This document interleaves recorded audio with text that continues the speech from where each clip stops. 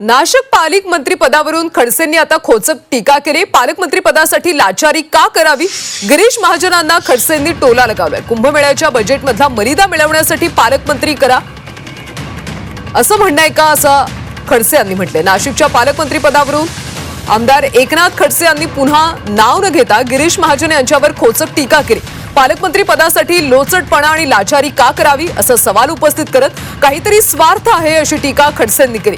जिल्ह्यात 4 मंत्री असताना बाहेरच्या जिल्ह्यातल्या मंत्र्यांना मला पालकमंत्री करा असा आग्रह धरणं चुकीचं आहे। कुंभमेळ्याच्या बजेटमधला काहीतरी मर्यादा मिळावा म्हणून पालकमंत्री करा असा काहींचा आग्रह आहे असं म्हणत खडसे यांनी गिरीश महाजन यांच्यावर निशाणा साधला।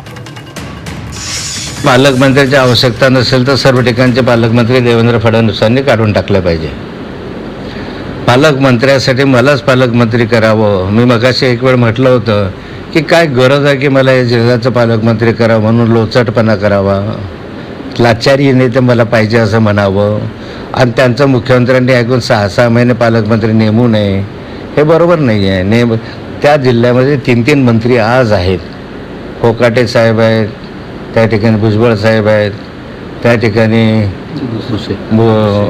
भुसे साहेब आहेत, चौथे झिरवळ साहेब आहेत। 4 मंत्री त्या जिल्ह्याचे असताना बाहेरच्या मंत्र्याला नेमणं किंवा बाहेरच्या मंत्र्यांना आग्रह धरणं की मला करा म्हणजे एक प्रकारे स्वार्थ आहे। काहीतरी हजारो कोटी रुपयाचं बजेट आता कुंभमेळ्याचं आहे, त्यामुळे या कुंभमेळ्याच्या बजेटमधला काहीतरी मर्यादा मिळावा म्हणून मला पालकमंत्री करावं असा काहींचा आग्रह आहे।